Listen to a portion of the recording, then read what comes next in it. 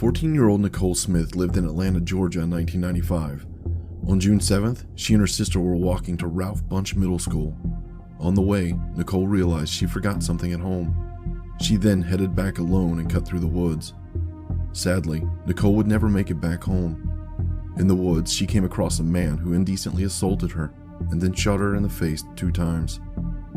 Investigators collected male DNA from her body and stored it for later use. Despite investigators' efforts, they didn't find any useful leads and the case went cold. In 2002, Detective Vincent Velasquez reopened the case. For 2 years, he was unsuccessful in his quest, but then a small breakthrough was made. In 2004, 13-year-old Betty Brown of East Point, Georgia was indecently assaulted by a man. Fortunately, she survived the attack. It happened just miles away from where Nicole's life was taken. Investigators found the DNA from both attacks is the same. This meant the attacker most likely lived in the area. Betty was able to describe the suspect as an African-American man, possibly in his 30s. A sketch was made and shared around, but didn't lead to anything. Detective Velasquez worked the case tirelessly, being in constant contact with Smith's family, conducting hundreds of interviews and over 50 blood samples before he retired in 2017. Detective Scott DeMeester then took over the case. Using genealogy and ancestry databases, it took investigators 3 years to find the person of interest. DeMeester got word that the Georgia Bureau of Investigation lab was able to match the DNA profile in the assault of Betty Brown. A few days later in 2022, Nicole's case could also be closed as it was confirmed that it was the same man responsible. The Atlanta Police Department then held a press conference to announce it to the public. Police did not state the suspect's name during the press conference. They said investigators wanted the moment to be about the victims, their families, and detectives who dedicated their hard work and time to solve the case. They only said the attacker passed away on August 29, 2021, while in hospice care for liver and kidney failure. Nicole's mother said she had been living without closure in the horrific incident for nearly 3 decades. She called the moment bittersweet and said she's fighting to take one day at a time. Today for me is a bittersweet moment. I never imagined this person to be deceased. So many unanswered questions that I had for him that I can never ask or get answers. I would never say it was closure for me because I'll live with this pain for the rest of my life, her mother said as tears ran down her cheeks. Betty Brown, who is now all grown up with children of her own, said that she has hidden that part of her life for years. Betty also said she never thought she would see the day where she would be talking about what happened to her. I'm so conflicted because on one hand, I want to rise above and not let this control me. But on the other hand, I want his family to suffer because he's not here to suffer. I want him to feel the pain that my family has felt for years. Furthermore, Betty stated that Nicole's mother and Detective Velasquez have both been in contact with her over the decades and that their care had been invaluable. All of these years and checking on me to make sure that I'm okay. I appreciate you because I needed that. After the press conference was done, it was revealed that the attacker was 49-year-old Kelvin Arnold. We don't know much about this worthless individual other than the fact that he's not alive anymore and that he lived close to both of the victims.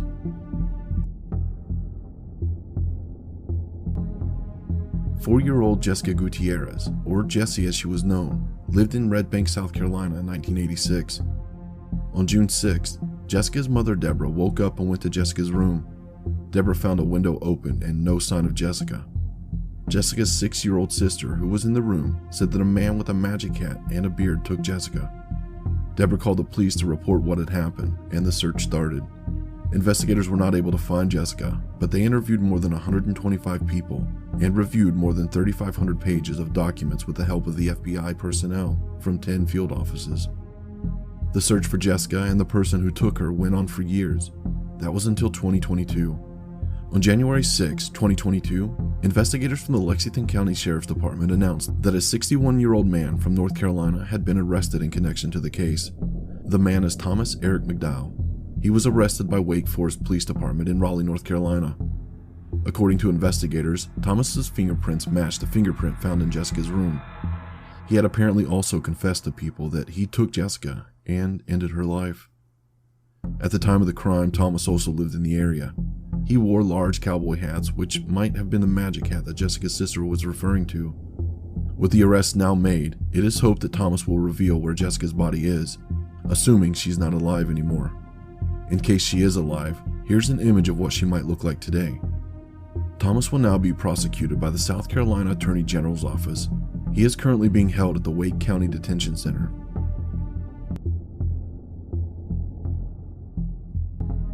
On October 24, 1994, partially buried remains were found in the area of Date Palm Drive and Ramon Road in Riverside County, California. The remains belonged to a woman.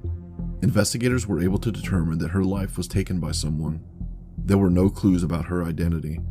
A sketch was made of her face, but no one came forward that recognized her, and the case went cold. Recently, a private lab in Woodlands, Texas called Othram Inc. made use of genetic genealogy using DNA from the victim. They found a man who they believed is the son of the woman. He gave them his DNA sample. After some more testing, they confirmed that he was indeed her son, and now they had her identity. She is 57-year-old Patricia Cavallaro, who lived in Bellflower, California. Her husband reported her missing in 2001, saying only that she had vanished after leaving home. He passed away in 2017.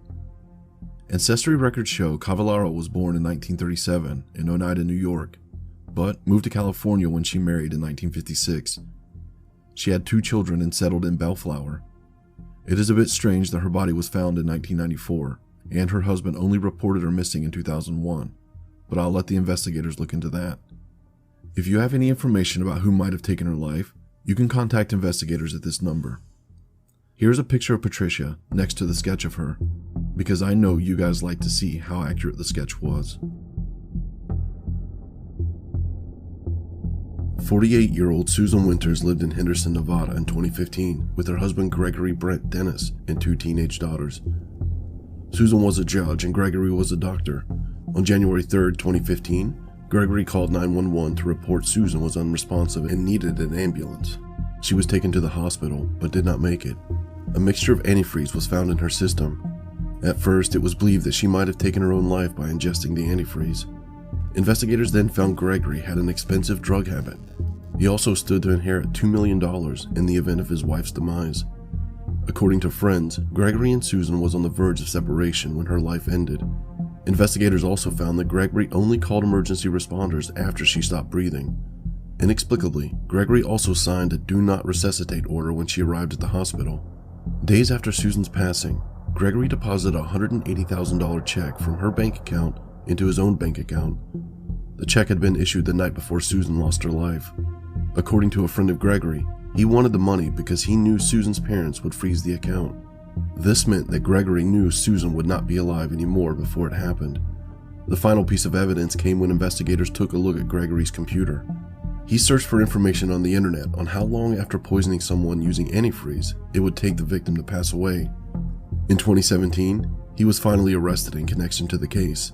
Shortly after being arrested, he posted a $250,000 bail and was released. In 2022, Gregory and his legal team pleaded guilty and agreed to a sentence of 3 to 10 years behind bars. He is scheduled to be sentenced on May 10th in the Clark County District Court.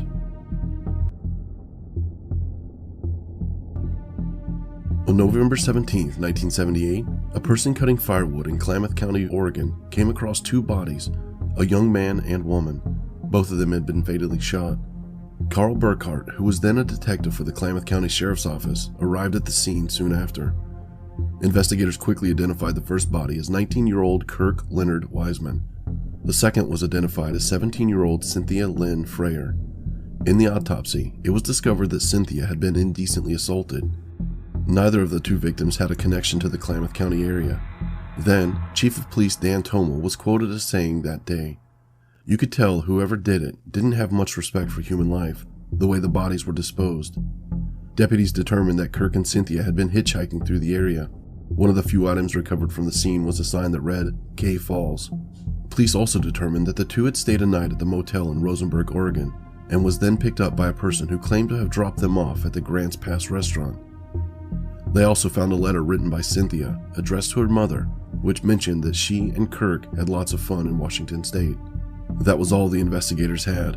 They knew who the victims were, but not who had taken their lives.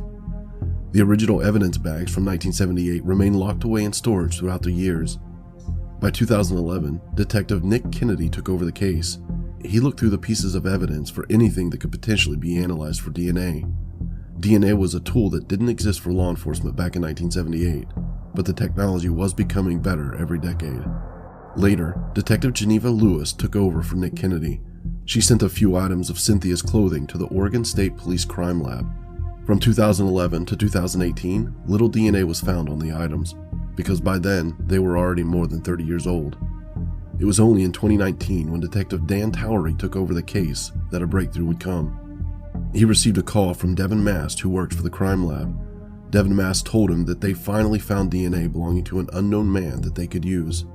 Devin sent the samples to another lab in Portland, Oregon. They confirmed the presence of a DNA from an unknown male. It wasn't much of a breakthrough, but it was the first one police had in decades. The DNA sample was then entered into the Combined DNA Index System, a nationwide database of DNA samples. Unfortunately, there were no hits. Detective Dan Towery then decided to contact Parabon Nanolabs. Parabon had been vital in solving many cold cases over the last few years. For Parabon to test the DNA sample and help identify the person that took Kirk and Cynthia's life would cost $8,000. Investigators decided it was well worth it if it could bring peace to the families of the victims. Parabon then used genetic genealogy to predict the suspect's ancestry. They used that to produce what they call a snapshot image to show what the man looked like. Parabon also used the DNA to find relatives of the suspect. In 2021, they told investigators that they had a viable suspect, Ray Whitson Jr. Parabon also said that his DNA was found on Cynthia's clothing, indicating that he was definitely involved. Investigators then tried to locate Whitson. They soon learned that he passed away in Texas in 1996.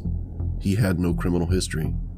At the time of the crime, he lived in Klamath County area, where he worked at a lumber mill. Investigators collected DNA samples from 2 of Whitson's living children. This confirmed that it was his DNA found on Cynthia's body and other pieces of evidence. Whitson's children also confirmed that he owned the same type of weapon that was used at the crime. The area where Cynthia and Kirk was found was also known to be frequented by Whitson. When investigators were confident with their findings, a report was submitted to the Klamath County District Attorney, Eve Costello, for review. Costello said she determined that the evidence would be strong enough to prosecute Whitson if he was alive today. If we had just been 10 or 15 years earlier, we would have been able to hold the individual accountable in a way that we now cannot do, said Costello, tears welling in her eyes. What we have been able to do is bring closure for a family, because when somebody's life is taken and you don't know really what happened, you just know they left the universe in a really awful way. It leaves you with a really huge, hollow feeling. This work has allowed that family to have some degree of peace. The letter that Cynthia wrote to her mother could now finally be given to her, as it was a piece of evidence for all these years.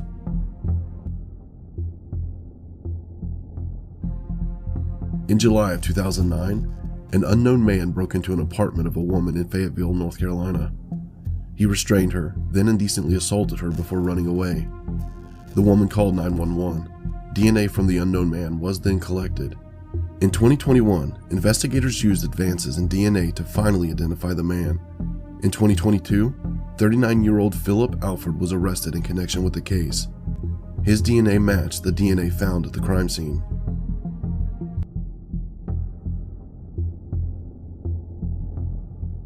Scott Johnson was born in 1961 in the United States. In 1983, Scott moved to England so that he could study mathematics at the University of Cambridge. There he met Michael Noon. Michael was a musicologist from Australia.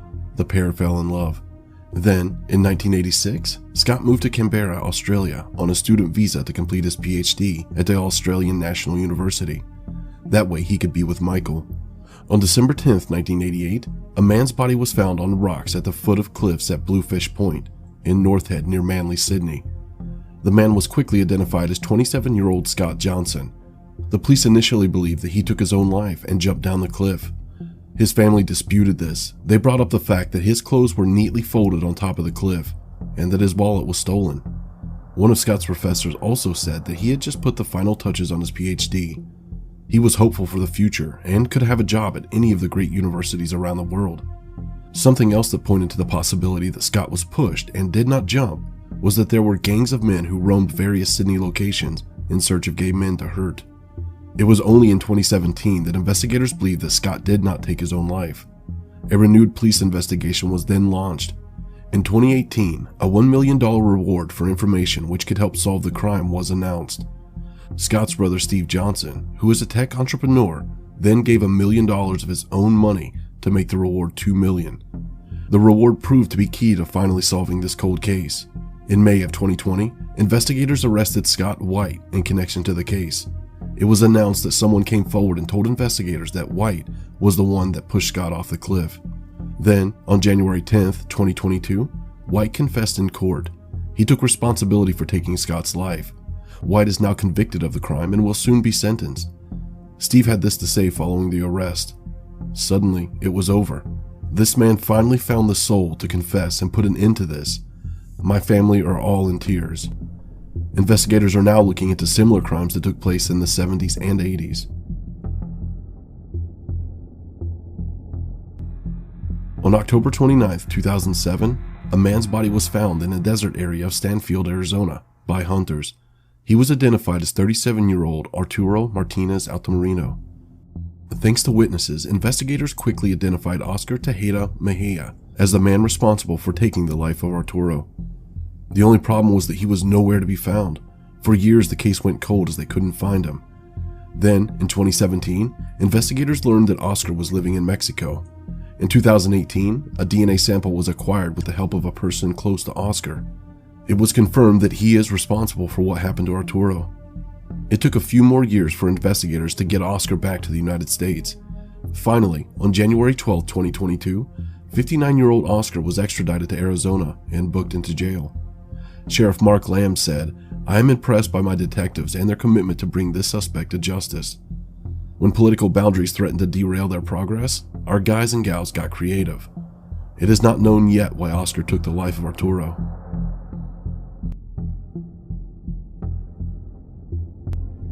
In August of 2003, skeletal remains were found in the area of Highway 5 and County Road in Bradford Township, Minnesota. The remains were found during an excavation project by a landowner. It was believed that the body belonged to a white male. He was roughly 20 to 28 years old and had been buried there for many years, most likely decades. The Minnesota Bureau of Criminal Apprehension created a DNA profile for the victim. The DNA profile and dental records were entered into missing persons databases, but no matches were found. A facial reconstruction was made to try and generate clues to the unidentified person's identity. Unfortunately, no one came forward with useful information. Investigators named the man Asante County John Doe, as they were unable to identify him. Over several years, investigators submitted DNA samples of people who believed that he was a possible relative of theirs, but no relatives could be confirmed. In 2019, Chief Deputy Lisa Lovering started the process of using advanced DNA technology to try and identify the remains. It was submitted to labs in 2019 and 2020, but the DNA sample was not suitable to be analyzed further. Then, in 2021, Lisa learned of Texas-based forensic laboratory, Othram Inc., which uses a newer technology called forensic-grade genome sequencing to build DNA profiles from skeletal remains. Othram was then able to develop a new viable DNA extract. They then built a comprehensive DNA profile. The DNA profile was sent to investigative genetic genealogy consultant Barbara Ray Venter and Chief Deputy Lovering. Within just 24 hours, Barbara Ray had a match of a distant relative for the remains. Based on the family tree, she was able to locate 2 siblings of the victim and a phone number. All of this information was passed to the investigators who worked on the case. They called the siblings. A family member returned the call and confirmed that their brother, Donald Rindall of Ramsey County, Minnesota, had been missing since 1970. They were told that the FBI had been looking for him prior to his disappearance due to involvement he had with drugs. Chief Deputy Lovering then met with the family and obtained DNA samples from the siblings. These samples were submitted to the Minnesota Bureau of Criminal Apprehension. In the start of 2022, it was announced that investigators were able to confirm that the Asante County John Doe is indeed Donald Rindall. Based on the information from the family, as well as from the scene in 2003, it is believed that someone took Donald's life. It is believed that Donald was buried in Asante County in late 1970 to early 1971, at the age of 22. It is further believed that there still may be people alive today who know what happened to Donald in 1970.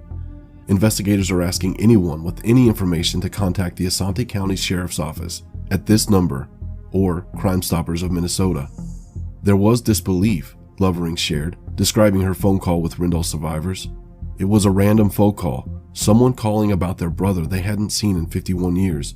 There was a lot of shock and disbelief at first, and I think once I got the DNA match, it set in a little more, but there's still a lot of unanswered questions for them. We don't know who was involved, and we don't know what happened. Oftentimes, law enforcement is the voice for the vulnerable or the victims that cannot speak. That is very true in this case. We were able to return a loved one home to a family who did not know his whereabouts for 51 years. 51-year-old Janet Yeary lived in Kokomo, Indiana. On Thanksgiving Day in 2004, she was preparing food for her family. Later in the day, her family called her many times, but she did not answer. The next morning, on November 26, Janet's daughter Carly Martin went to her house to see why Janet was not responding. She saw that the garage door was open. Then she went inside. She found Janet's body. She had been beaten. Investigators arrived at the scene and was able to find blood belonging to the suspect. It was collected so they could use it later. Detectives from Kokomo Police Department walked door to door in the neighborhood to ask if anyone saw anything suspicious. This led police to a man from Peru named Danny Case. Case had reportedly been dropped off in Janet's neighborhood the night before Thanksgiving. He had no way to get home, so he started knocking on doors in an attempt to get a ride from someone. Investigators found that Case had been wanted in Miami County on a charge of attempting to take someone's life. On January 25, 2005, Case was arrested at Indianapolis International Airport. Frustratingly, before Kokomo detectives had a chance to speak to him, he hanged himself in his holding cell at the airport. Despite Kokomo police believing all signs pointed to Case, detectives were never able to gather enough evidence against him. The blood found at the crime scene was not enough to be used for DNA testing. For 17 years, the case went cold, and some speculated that there will never be closure for the family. Then recently, in 2021, an acquaintance of Case came forward and told investigators that Case once confessed to him that he took Janet's life. Case said that he knocked on the woman's door and asked about using her phone to call for a ride. It's not known why he then decided that it's necessary to end her life. In 2022, investigators met with the relatives of Janet. After a lengthy discussion, the family agreed the case should be closed due to the fact that Case is not alive anymore. On January 14, 2022, it was announced to the public. Kokomo police had this to say in a statement. "We understand this is a difficult time for the family, as these conversations open the wounds that this senseless tragedy left with her family. Our condolences remain with Janet Yeary and her amazing family. We pray for peace for all of you." 23-year-old Jonathan David Rogers lived in Austin, Texas. On August 24, 2018, Jonathan was fatally shot in the chest by an unknown man near Cook Elementary School in North Austin. He was taken to a nearby hospital, but there was unfortunately nothing they could do for him. He was gone. Over the next few years, witnesses came forward and investigators conducted a lot of interviews. They finally concluded that 25-year-old DeAndre Eric Connor was responsible for what happened to Jonathan. A U.S. Marshals-led task force then arrested Connor on January 6, 2022. He was found less than a mile away from the crime scene. Connor was taken to the Travis County Jail, where he is awaiting judicial proceedings. He is held on a $500,000 bond. Typical kid. He enjoyed fishing. He enjoyed hanging out with his friends. He was all about family. And kid had a big heart. I remember pulling up to my mother's house and seeing all the lights.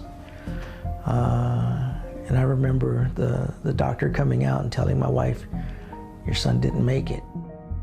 We've been living, in this bubble where we're trying to figure out who did this, if somebody was going to ever be caught. We've gone through 4 detectives, cold case detectives, in 4 years, or in 3.5 years. There's no relief in this. It just rekindles bad memories, bad visions. I miss my son every day. And that's hard. Because somebody took something from me. and I can't get it back. You mentioned in 2018 that you would forgive whoever did this. What's your message to them?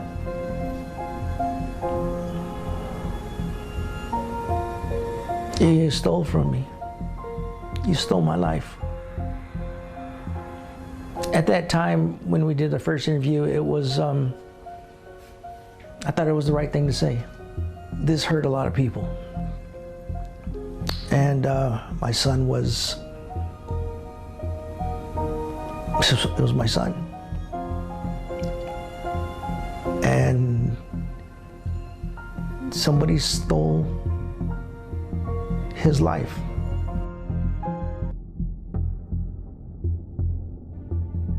"29-year-old Sonia Mejia lived in Taylorsville, Utah in 2006. She was 6 months pregnant. On February 9, 2006, her husband found her body in the bedroom of their apartment. She was strangled. 3 pieces of jewelry were stolen from Sonia: a heart-shaped ruby ring, a diamond ring, and a medallion of Our Lady Guadalupe fastened to a gold chain. On the same day, 2 years later, in 2008, 57-year-old Damiana Castillo was also strangled by an unknown culprit. Her son found her when she did not show up for church. At Damiana's house, the contents of her purse, including her wallet, had been dumped out onto the couch, and her jewelry boxes were disturbed. Damiana and Sonia lived just 1 mile from each other. Because of these similarities between the 2 crimes, investigators believe that one person was responsible. Police found fingerprints at both crime scenes, on a Cheetos bag and a Coke bottle in Sonia's apartment and Damiana's wallet. DNA was also found on the Coke bottle, as well as on the items apparently used to strangle the women. In 2009, investigators determined, using the DNA evidence, that it was in fact one man responsible for taking both Sonia and Damiana's lives. The DNA collected from the crime scene did not match any DNA samples in law enforcement databases, however. In 2016, the Automated Fingerprint Identification System reported a match of the fingerprints found at the crime scenes with Juan Antonio Arriola Murillo. Arriola Murillo had been deported to Mexico in 2008, and documents stated that there is no record of him returning to the US since then. In 2018, investigators announced that DNA also linked Arriola Murillo to the crime. Finally, in 2022, 41-year-old Juan Antonio Arriola Murillo was extracted from Mexico and finds himself in jail. He faces life in prison if convicted. 63-year-old Helen Margaret Brooks lived in Apple Valley, California in 1985. She was a well-liked woman who modeled for Lolo's Fashion Boutique at the Apple Valley Inn. On July 5, 1985, Helen's friends and coworkers became alarmed after not hearing from her in a few days. They then went to her home in Apple Valley Gardens Apartments. Inside of her apartment, they found Helen's body. She had been strangled. Investigators collected DNA evidence from the scene, but were limited to the DNA technology of the time. Investigators learned that 37-year-old Robert Eugene Wortman met Helen in the days prior to her life being taken, and was in her apartment between July 3rd and July 5th. Wortman was interviewed by investigators. He said that he had no knowledge of what happened to Helen, and denied he went into her apartment. Investigators could not prove that he was responsible in any way, so the case went cold for many years. Over the years, several interviews and polygraph tests were conducted, but it did not bring investigators any closer to solving the case. In 2009, cold case detectives re-examined the case and submitted items for DNA testing. A DNA profile for the suspect was developed, but did not match anyone in the DNA database. In 2021, investigators partnered with the FBI and made use of more advanced DNA technology. Finally, in 2022, they were able to confirm that Robert Eugene Wortman was indeed responsible for what happened to Helen. They found that he had quite an extensive violent criminal history in the years since he ended Helen's life. In August 1985, Wortman was arrested on suspicion of attempting to assault a woman at the Cocky Bull restaurant and bar on Highway 395 in Victorville. In 1991, a jury convicted him of assaulting a different woman at a bar in Apple Valley. In 1995, Wortman passed away while in prison, serving his 22-year sentence. Investigators are sure that he is involved in many other crimes, and it is now being investigated.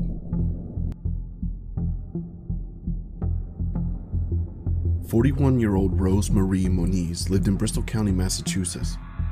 On March 23, 2001, Rose's father entered her home to pick her up for a doctor's appointment. He found her body on the bathroom floor and called the police. Investigators found that her purse was emptied out on the floor and an undetermined amount of cash was stolen. The autopsy report described significant trauma to her head, including skull fractures. The weapons used to inflict the injuries were a seashell, fireplace poker, and a cast iron kettle. Because of the money stolen from her, police theorized that the motive was burglary. There was, however, no sign of forced entry into the home. This possibly meant that Rose knew her attacker.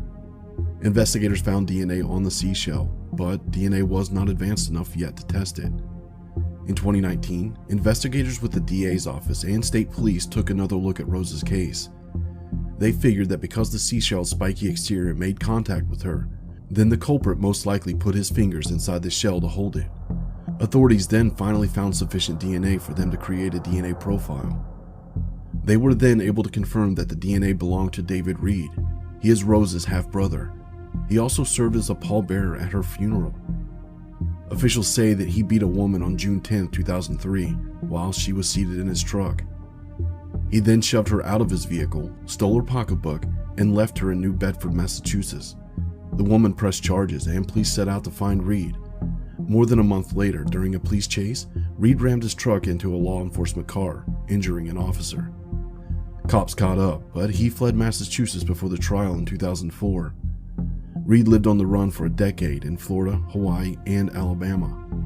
In 2015, authorities caught him, but the charges against him had to be dropped because the woman he beat passed away 6 months earlier, and there was not enough evidence against him. He could still be charged with attempting to flee from officers, ramming his truck into a police cruiser, and bail jumping. He was sentenced to 3.5 to 4 years in prison. It was then that his DNA was taken, and why they could later match it to the DNA found on the seashell.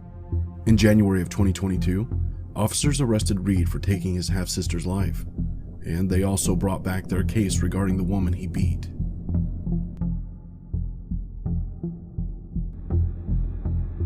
Linda Durnall was born on April 10, 1950, in California.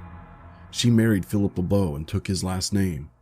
By 1977, the two of them divorced and Linda had a new boyfriend. She stayed with the new boyfriend in Tustin, California. On October 6th, Linda met up with Philip at a restaurant to collect money he owed her for damaging her boyfriend's car.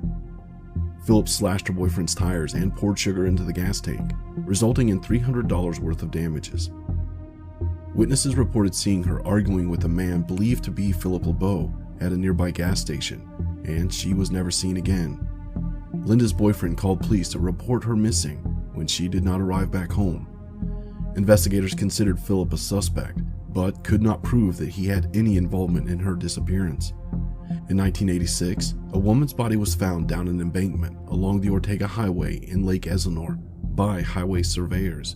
Investigators determined that the victim had been shot in the head, but they could not identify the remains. In August of 2021, investigators exhumed several sets of remains trying to see if one of them matched the woman found in 1986. Linda's remains were identified as a match in January 2022, and it was confirmed that the remains belonged to her. She was just 27 years old when her life was taken. Philip LeBeau passed away in 2008, which makes it even harder to prove that he is responsible, but investigators are still working on the case. 35-year-old Helen Cardwell lived in Chicago in 1992. She had recently moved from New Jersey and was due to start work at Lutheran General Hospital. On November 8, 1992, Helen's sister and brother-in-law came to visit her, but when they entered her room at the Leaning Tower YMCA in Cook County, they discovered her lifeless body. She had been strangled. Investigators collected DNA from the crime scene that belonged to the person that took her life. Detectives worked the case until 1993, but the case went cold due to lack of investigative leads. In late 2020, investigators reopened the case. They submitted numerous pieces of evidence to the Northeastern Illinois Regional Crime Laboratory in Vernon Hills. The DNA of those samples matched the DNA of Richard J. Sisto. Sisto lived close to Helen at the time her life was taken. He was on parole for a 1977 assault case in Dallas, Texas. Investigators had trouble finding Sisto after the DNA match in late 2020. Then, in August of 2021, a police database search revealed that Sisto was in jail in Texas on a 2006 parole violation warrant. Cook County detectives then traveled to Texas. There they interviewed Sisto and took a DNA sample. After some more DNA tests, it was confirmed that he was indeed the one that took Helen's life. Sisto was later brought back to Illinois to face the charges against him. It was announced to the public. At the public announcement, Helen's sister, Noka Irvin, spoke.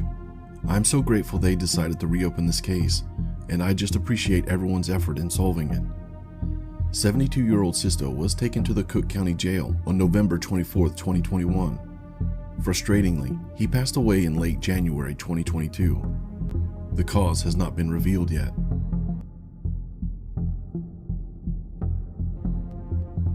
"21-year-old Bertina Epps lived in Inglewood, California in 2005.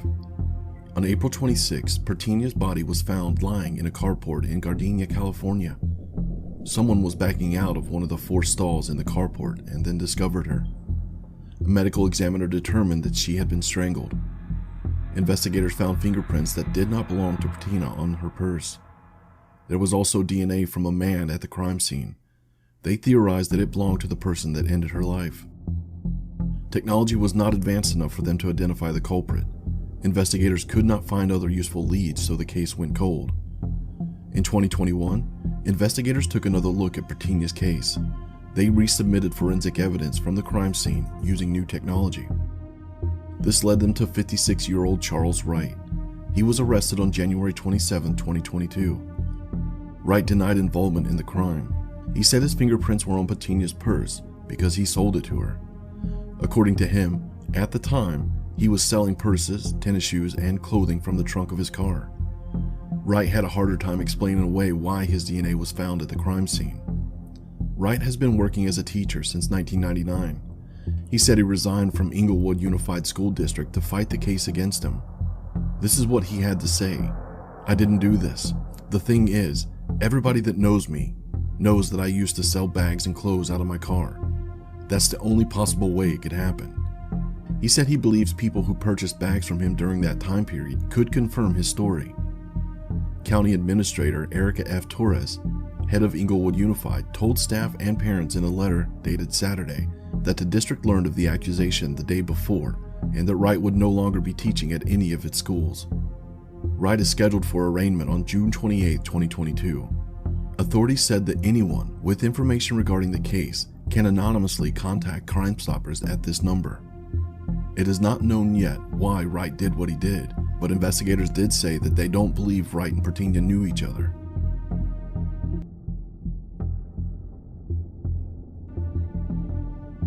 On November 6, 1994, human remains were found in the Wright Township near Coopersville in Ottawa County, Michigan. The remains were found by hunters. An autopsy revealed that the remains belonged to a woman. It could not be determined how she lost her life, but foul play was suspected. Investigators asked anyone with information to come forward.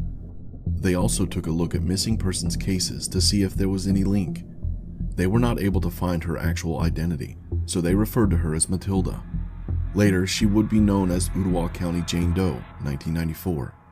In 2007, the Ottawa County Sheriff's Office exhumed the remains and were able to collect DNA. A DNA profile of the victim was then created. She could not be identified, however, because her DNA was not in the combined DNA index system used by the FBI. Recently, the Ottawa County Sheriff's Office partnered with the DNA Doe Project to identify the Jane Doe. The DNA Doe Project uses forensic genealogy to identify victims of crime, matching victim DNA to living relatives' DNA in various DNA databases.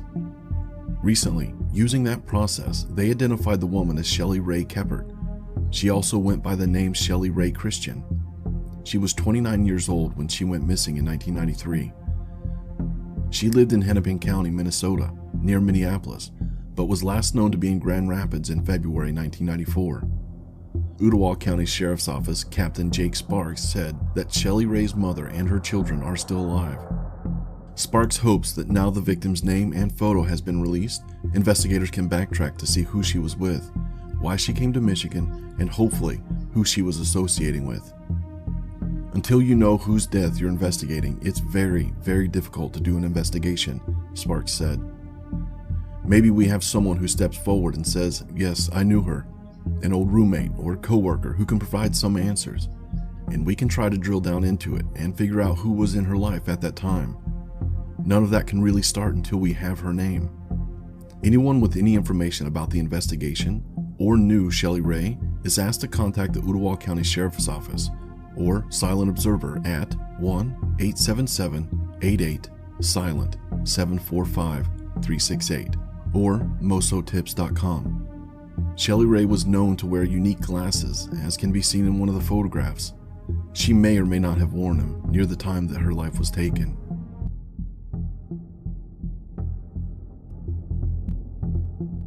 23-year-old Krista Bramlett lived in New Providence, Tennessee in 1996. She lived in a mobile home and was struggling financially. Krista had 2 very young children who went to live with her mother in Corpus Christi, Texas. Krista stayed behind, hoping to finish her GED program. The area around her became a bad one, experiencing increasing crime rates, including business burglaries and drug-related offenses. Unfortunately, Krista became a victim of the problems facing New Providence. On the afternoon of October 28, 1996, Krista's landlord knocked on the door of her mobile home in Sunnydale Mobile Home Park just off Peachers Mill Road. Nobody answered. The landlord was concerned, so he looked inside. There, he found Krista's body. She had suffered throat injuries. An autopsy confirmed that she had been suffocated. It was also determined that she was indecently assaulted. Investigators collected male DNA from her body. It was sent to the Tennessee Bureau of Investigation's lab so that the DNA profile could be created. The DNA profile was submitted into the combined DNA index system, but no matches could be made. Investigators were only able to confirm that the DNA belonged to a black male. Without any other leads in the case, investigators could not identify the culprit, and the case went cold. It was only on February 13, 2019, that the Clarksville Police Department detective Michael Olray got the news he was waiting for. The DNA in the combined DNA index system matched a man who was living in Phoenix, Arizona. The man is 48-year-old Kenneth Hudspeth. Hudspeth had never come up in the investigation up to this point, and he was on nobody's radar. In April of 2019, Detective Olray interviewed Hudspeth and discovered that he was indeed in Clarksville at the time Krista's life was taken. He moved away from the area in December of 1997. Hudspeth admitted that he knew Krista and said he was the last person to see her alive. As a result of the DNA evidence and this interview, Hudspeth was arrested and charged in connection with the case. Investigators also took a look at Hudspeth's arrest record. They could see that he had been arrested several times on charges like domestic assault and felony assault. He has spent time in Arizona and Texas prisons. This brings up the question, why wasn't his DNA collected years ago? In June of 2019, Hudspeth appeared in Montgomery County Court for the first time based on the charges against him. In September of 2021, the case finally went to trial. Half of the 3-hour interview Detective Olray had with Hudspeth was shown to the jurors. Hudspeth claims that he was doing drugs back then and can't remember if he assaulted her or took her life, but hoped that he did not. It was also released that Hudspeth's DNA was found inside of Krista, on her bra, and on 2 cigarette butts taken from the scene. On September 24, 2021, after 4 days of testimony, Kenneth Hudspeth was found guilty of all charges against him. Then, in January of 2022, 51-year-old Hudspeth was sentenced to life in prison, plus 20 years for his crimes.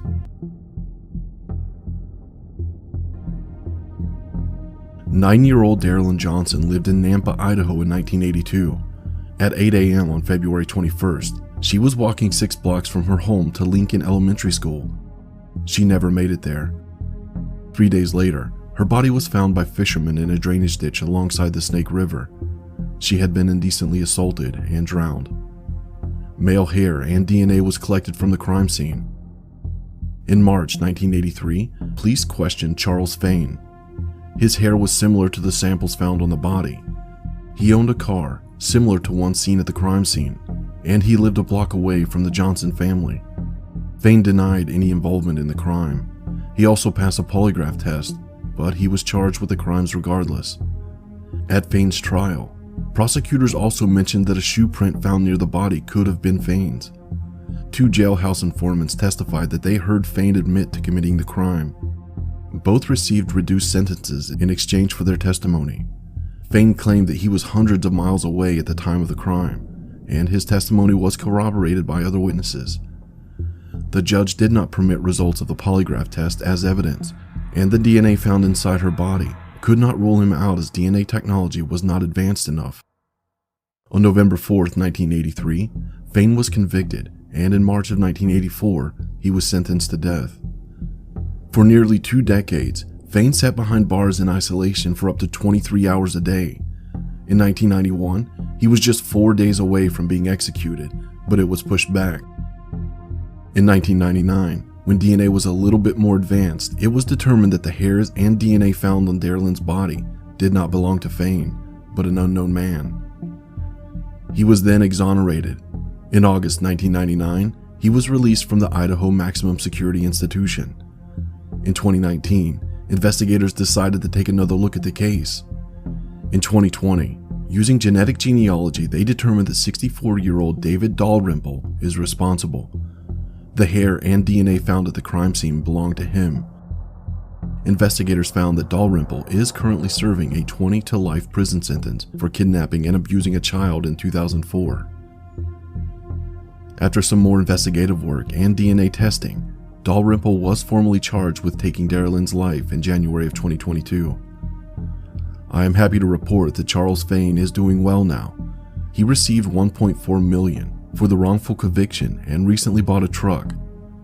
It doesn't make up for losing nearly 2 decades of your life, but in the end, justice took place as Dalrymple will most likely be given another life sentence, if not the death penalty.